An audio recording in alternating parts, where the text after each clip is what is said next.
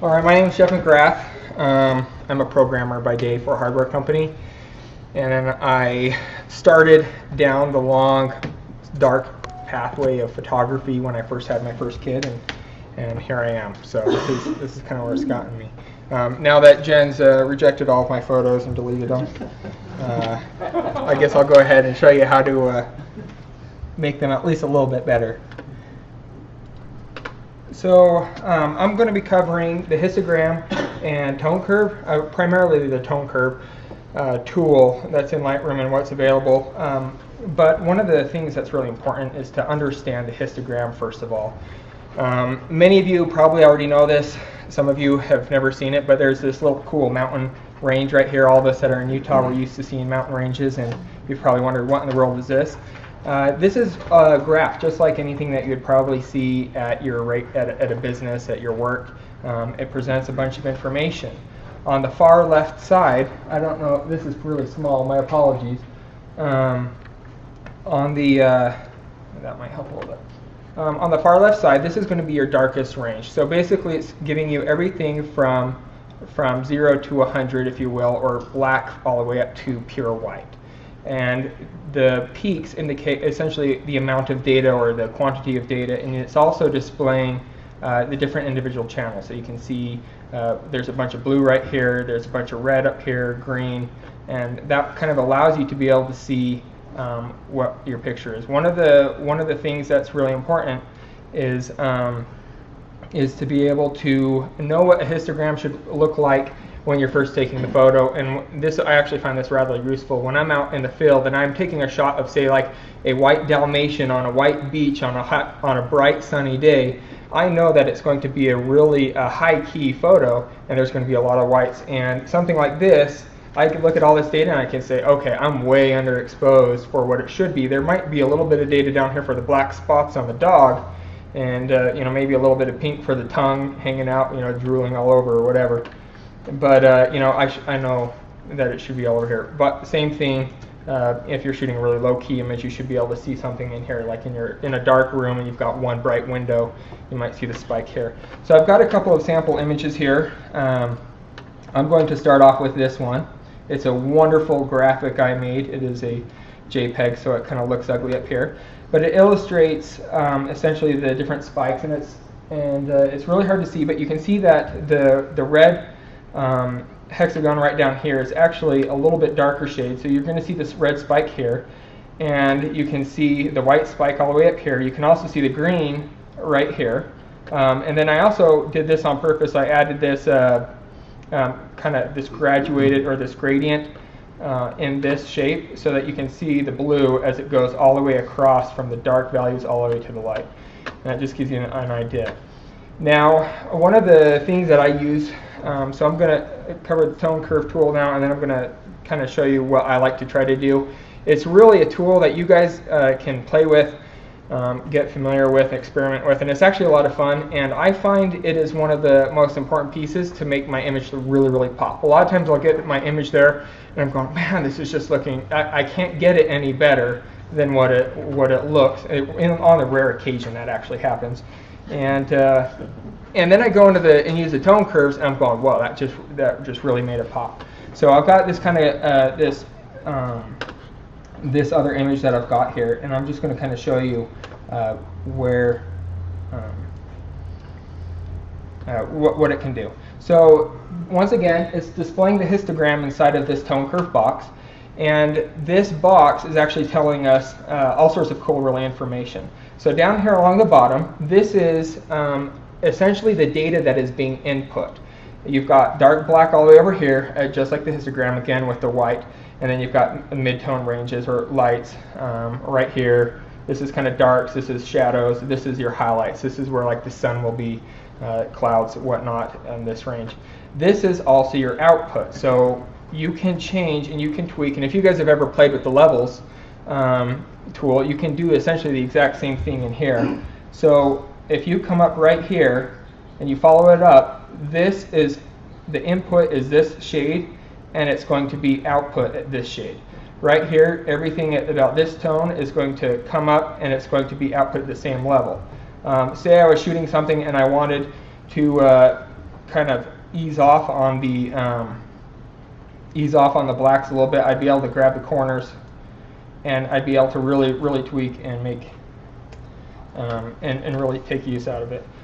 So just to give you an idea, same thing. I mean, you've got the highlights. You can see it's only with the tool in here. You can use these sliders down at the bottom, and this will adjust and fluctuate the tone curve up at the top here, just within these two. There is a little bit of overlapping. You can kind of see where it's bleeded into the lights a little bit, but you can, but it allows you to also move these sliders. So now you can adjust exactly how this is affecting your image. So now let's go ahead and take a look at an example of where I would use this. So here's a shot I did at night. This one was just one where my brother-in-law and I were messing around down a grand staircase, and he's hiding actually on the back side of this. And then this is actually moonlight and then a bunch of clouds. And it's really freaky out there if you're ever out there in the middle of the night. But so what I'm going to do is I'm looking at this histogram again, and up here, and I can read from it, and I can say, okay, I can see a lot of brightness right here. That's what those reds are indicating. I can also see kind of a little bit of the moonlight on the rock right here. This is also more of the yellow tones that are down in here, and then this is the dark sky and the dark brush and whatnot that's all around. All right, so I'm going to go ahead, and this is kind of one of my, this is more so preference. You guys are going to be able to, you'll definitely want to play with this. And I want to really isolate kind of the darkest of the blacks, because this is already so black and so dark and noisy, because I've tweaked it like crazy, that I don't really want to darken it anymore. And my personal preference, I really don't like a lot of contrast. I know some people love contrast, and this is a great tool to really make it strong with contrast. But I really don't want to touch the black, so I'm going to isolate this. This is the bulk of the data. Most of the image is rather dark, so I'm going to adjust the slider to about here. And then these are the lights, and because this is going to be a really sensitive area, I don't want to blow these highlights down in here, and I don't want to make it look really fake. So I'm going to adjust that, and then these are the highlights that I just like to really pop. So from here, I'm going to just kind of play with the, and I don't know how well you can see this up on the screen, but I'm going to just slide this up a little bit, and it says, and I'm going to say, okay, that looks great. I'm going to maybe darken, I don't necessarily like that too much, maybe lighten up the blacks just a little bit more, so that way when I print it, it doesn't look necessarily too dark, and then I can take the highlights and just really make them pop. And so it's kind of like going from something that's, if you're really comfortable with the image and you're really excited, it allows you to make it just even that more vibrant. Here's a wonderful example. So I look at this and I say, okay, here's a lot of darks, a lot of, there's not too many, and you can see that in the histogram, but I don't really want to, I really don't want to make those any darker. I'm also going to adjust this here because that's kind of mid-tones. This right here is mostly the color cloud. You've got probably a little bit of sky, and then right down in here you've got a little bit of the white clouds. So then I can go ahead and maybe tweak this a little bit and just kind of really make it pop a little bit more. And you can work with this however you want to try to really get the color. Now, rather than just using the slider, there's other ways that you can use this using this tone tool. They've actually made it quite easy. The first thing I'm going to point out, I'm going to jump to another image. This elephant I took at Hogle Zoo. Is this right here? It's a target it's the little target icon right here. Is the target tool. I can click on it, and now you can see that the pointer actually has the target right next to it. I can select that tonal range, and as I hold down the mouse, if I drag it down, it will adjust it for me, and as I move it up, it will also adjust that exact same range. And you can see in the lights section on the tone curve portion, you can actually see it going up and down.